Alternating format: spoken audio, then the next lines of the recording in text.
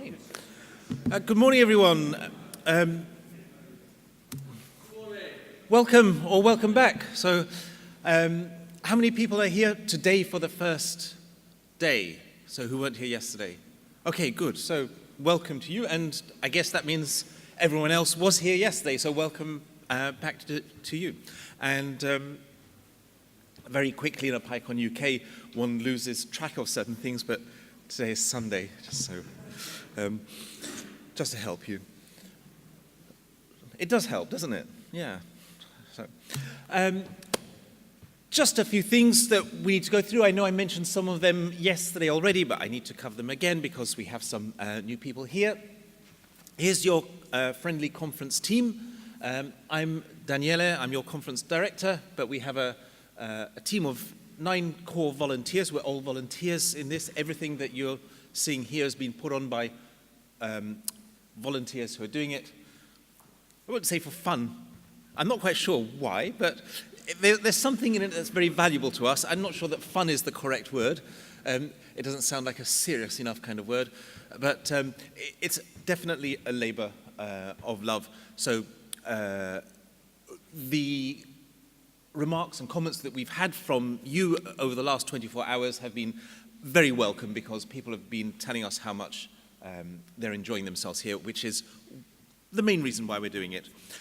As well as the 9 of us, we have a large team of volunteers, including our video team, and Tim Williams is running around somewhere, and other people helping out who are helping. Oh, there's Tim, he's up there, they're hiding behind a camera. So we have many people who are helping us out because they also want to be part of this. And if you're enjoying this and you feel that you'd like to lend a hand in some small way, you can just come and talk to one of us because we're always glad to have more hands on the pumps. And actually, that's the way in which people become involved in the conference, first as volunteers and then eventually as core organizers of the event. There's no mystical inner circle or special privileges. It's just by getting to know people and realizing that we've had a good time working with someone and they want to work more with us, and then bit by bit we decide, oh yes, it would make a lot of sense if so-and-so were helping to organize. So think about that if you're interested in being involved in being part of this conference in the future. And also, we're relying on a lot of service providers, our STTRs who are providing the magic text that's appearing there. People often ask us, what software do you use for that? Well, it wasn't programmed by us, that's for sure. So today we have Cheryl and Hillary. So I hope they weren't too tired after yesterday, but we keep them. We work them harder than most of their other jobs. So at least that's what they complain to us. City Hall, doing a fantastic job for us. And there's Ben from Enthusiasm Events helping set up all the video. Our sponsors are out in the hall. They're not just commercial sponsors. They have paid for a large proportion of your ticket. So your ticket would have been much more expensive had it not been for our sponsors. Go and have a chat to them, and you'll have a special chance to chat to them today. I'll tell you about that in a moment. So, what's happening today? The sponsors have a jobs fair. At lunchtime, 1 o'clock to 2:30, there'll be a poster board. They'll be looking forward to seeing you coming there to their stands and talking to them about the opportunities for you if you're not necessarily a Python developer, but anybody who works with software. So there'll be people are recruiting designers, visual designers, experienced designers, back-end people, security experts. There are all kinds of opportunities. Today is the second day of our education summit. Yesterday we had the Young Coders Day. Today it's the turn of educators. So that is hosted and curated by the Raspberry Pi Foundation, which have been who have been an integral part of this conference for many years. So that's taking place all day in rooms B and C. And those are the rooms, sorry? In rooms B, C, and D, yeah. And those are the rooms down at that end. So we're very grateful to have them here taking on this aspect. And the relationship between PyCon UK and education has really been cemented by the work of the Raspberry Pi Foundation. So that's really important to us. What else is on today? We have a bot tournament. Where's Peter? Oh, Peter's waving at the back, so you don't need to see him. You need to know that it's in room J at 11:30. There's a bot tournament. Peter, did you want to say anything about this, or is it enough that people know about it?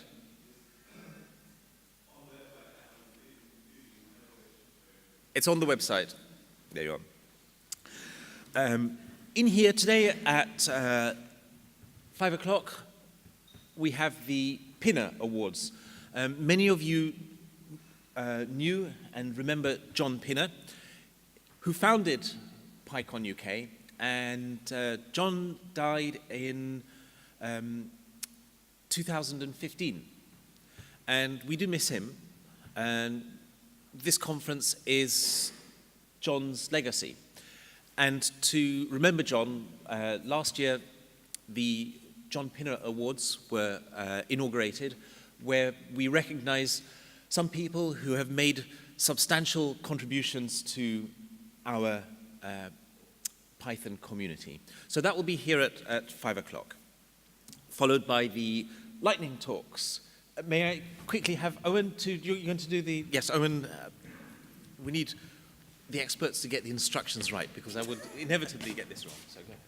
If we could find an expert, I'd go and grab them quickly. Right. Good morning, everybody. Lightning talks will happen at 5:30 this evening and last for an hour. If you don't know what a lightning talk is, these are very short talks. They're 5 minutes long. We'll try to cram as many of them as we can into that hour session. Anybody is welcome to submit a proposal for a lightning talk, and in fact, we'd love to have as many of them as possible. It's a fantastic way, if you've never given a talk at a conference, to get started. We have a high-tech system for doing that. Such a high-tech system that we have learned this has been used at least 2 other PyCons and a couple of Django cons as well. So we are blazing a trail here. Sorry? And at Write the Docs as well. We are blazing a trail here at PyCon UK. So here is our high-tech system. We have 2 buckets downstairs, and these will be at the registration desk shortly. If you wish to give a lightning talk, you'll find some index cards down there. Simply write your name nice and clearly. Give us a few words as to what your talk will be about, again, so that we can read it. And then, if you've never given a talk before, the green bucket is for you. For everybody else, the yellow bucket. And then those buckets will be there until lunchtime, and then we'll take them away and we'll draw from both buckets. And we will publish the list of talks up on the flip chart shortly after lunch. If you've put a proposal in, please come and check towards the end of lunch, because if your talk has been drawn, we'd just like you to come and say, yes, I'm still happy to give it. Just come and put a tick on the card. If you've already given a lightning talk this conference, feel free to put a card in again. However, if we draw your card out of the bucket, we will put it to one side, and it will only make it in if we don't have enough talks. So we will fill the slot up with everybody else before we will take yours if you've already been on the stage. If you would prefer not to use your own laptop when you're giving a lightning talk, then contact me on the Slack channel. And what we'll do is, if you've got slides and you'd like us to look after them for you, if you do them as a PDF and get them to me on Slack, we will make sure that they are set up on a laptop that's working. If you prefer to use your own laptop, that's absolutely fine. You can do that as well. And what have I missed? Have I missed anything? I think you've got everything in there. Marvellous. We look forward to seeing plenty of cards in the bucket. Okay. Thank you, Owen. Tonight's evening activities, manual technology and Board games, that's in the lower hall downstairs where we had dinner last night. There'll be a cash bar, just like last night, and we will have a wood-fired pizza oven provided by a pizza company outside, so you can buy your pizza there as well. I think we were on about 80 people have said they were coming to that. Board games, there'll be a vast variety of board games, so you're just welcome to come and join in. There's also some chess players. Now, imagine there might be some chess grandmaster amongst us who would play blindfolded against 12 different opponents, but no, because this is a hackers conference, of course, everybody's coming up with three-dimensional and hexagonal chessboards and chessboards that join together, so, have fun with that. And the other thing that we have is here's Georgina Allen, who's going to show you what we mean by manual technology.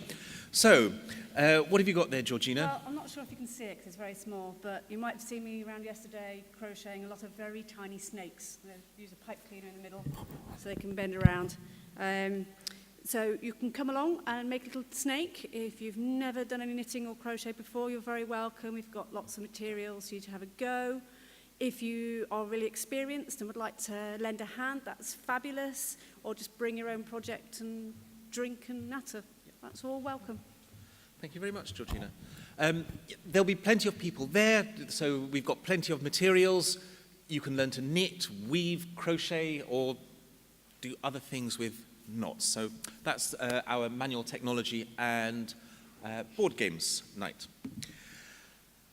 Our keynote talk this morning will be from Sue Sentence from the Raspberry Pi Foundation on programming in schools. So that will be starting in just a few minutes. I'll be introducing Sue shortly. I've talked about this yesterday, but I need to go over it again because we have some new people here.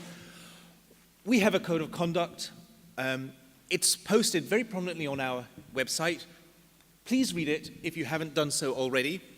It's a document that expresses our values, which are of respect, courtesy, and kindness. And that is how we expect all attendees here to behave to other people. I don't want to spend too much time on this, having done this already. So I would ask every one of you who has not already read the Code of Conduct to do that at your earliest opportunity. It's listed very clearly on the website. It applies to everything we do in this conference, including the social events. We have a formal mechanism for reporting of concerns under the Code of Conduct. So you can phone us, you can email us, you can contact us on our Slack channel, or you can speak to any of the organizers who is wearing a red lanyard in person. As I say, we have a formal system for doing that. Every concern is treated seriously and confidentially. We would rather that you had a concern and reported it to us, and it turns out not to be something that we need to take any further action on, than not to report something because you doubted whether you should or not. So always err on the side of reporting. I am not going to talk about toilets anymore. But some people here are new here today. So if you don't know what this is about, please turn to somebody sitting next to you who will explain to you what the situation is with the toilets in this building. Seriously, please do that. There are also signs on the toilets which explain. So that's all I'm going to say about that. Another thing, after talks, some speakers will invite questions. Some people are a little bit confused about what a question is. A question ends with a question mark and typically starts with a word like how or why or who or when. So please, when you're asking questions, do make sure that they really are questions and that you're not telling the speaker something, because it's the speaker's turn to tell you things. When you're the speaker, it'll be your turn. But when you're the questioner, you should be asking a question. We have a photography policy. People who are wearing red lanyards are organizers and may be photographed at will. If it's me, then please check that I look nice before you do it. People who are wearing blue lanyards are happy to be photographed. People who are wearing yellow lanyards would prefer not to be photographed. So please check when you take your photograph and before you publish it anywhere, what color lanyards somebody is wearing. And if someone asks you not to take a photograph, of course we expect you to abide by that. We have a quiet room. It's at the far end of the hall over there. It's the Cardiff City Hall's council room. It really is a quiet room. It's not a quiet room for making quiet telephone calls in, however quiet you might think they are. So it's not a room for talking. It's just for being in quietly by yourself. So please respect that too. The conference Wi-Fi, CardiffFreeWifi, seems to be holding up pretty well through the conference. Our Slack channel, if you're not on it already, you should have received multiple messages about how to get on it. It's very useful for organizing your social life during the conference, but also finding lost items and contacting us, the organizers.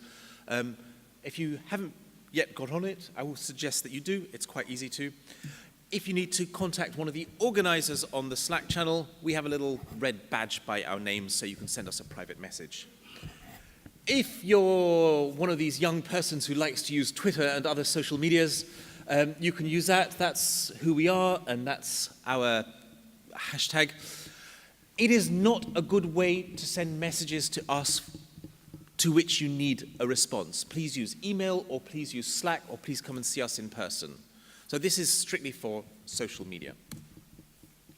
The schedule, we've had a couple of minor changes today. One speaker, unfortunately, has a son who's very unwell, so he hasn't been able to come. But this schedule on the website is always up to date. Lunch, how it works. Your badges have a time indicating what time your allocated lunch slot is. It honestly, truly is better if you follow that. And I know that everybody wants to go to lunch at 1300, but that's when the queues are. And we have 3 sittings, so all you'll gain by doing that is standing in a queue, which might be nice because maybe I know it's a national hobby around here or religion, so I shouldn't even make fun of it. I will hand myself into the Code of Conduct Committee for mocking your British propensity for queuing up, but you know, you do not have to queue up. And okay, for all you foreigners like me who don't like queues, really don't go at 1300, go at your proper time, and you will find fewer queues. And you will find lunch. It will be there. It won't all be eaten up. I have to apologize because yesterday the lunch wasn't labeled terribly well. So we've had a chat with the kitchen. They also apologized. There will be a kind of main stand for lunch, which will serve people without special requirements and vegetarians, and you should find things labeled well there. And if you see that things are not well labeled, please ask a member of the kitchen staff. If you have more particular requirements, for example, if you're vegan or have allergies or require gluten-free food, there will be a separate stand staffed by a member of the kitchen staff who will be able to help you make your choices. So I hope that works a bit better today. It's always difficult catering for these numbers, so thanks for your patience, but let us know if there's any way we can help with that. There's dinner at the Clink tonight. You absolutely must book by 14:30, 2:30, if you're planning to go. You'll get a great meal. Now, unfortunately, because we've been so late getting the numbers into them, they've had to change the menu for today. So one of the options that you may have chosen yesterday, previously, was pork. That's no longer available. That will be beef. We're trying to work out a way to change the website so that you can actually see that it's beef when you ordered. So Kurt's looking into that. When you go, you need to be there by 6:45, ready to start at 7 because they're on a very strict timetable. As you may know, the Clink is at Cardiff Prison, and the staff are serving prisoners who are working in the restaurant as part of training and qualifications, so that it's run by a charity that aims to reduce reoffending rates amongst released prisoners, so that when they leave prison, they find themselves with skills, with job opportunities, and it's one of the more successful schemes that works to reduce reoffending rates. That's the Clink. Come to talk to any of us on the desk if you've got queries about your particular dinner or about that in general. So that's it. I've run over time, but it's a Sunday morning, and it is ever thus. So let's go. Have a lovely day, and we'll start now with Sue Sentence here for our keynote. If you're going somewhere else for another session, enjoy that, but let me get Sue set up, and we'll introduce her.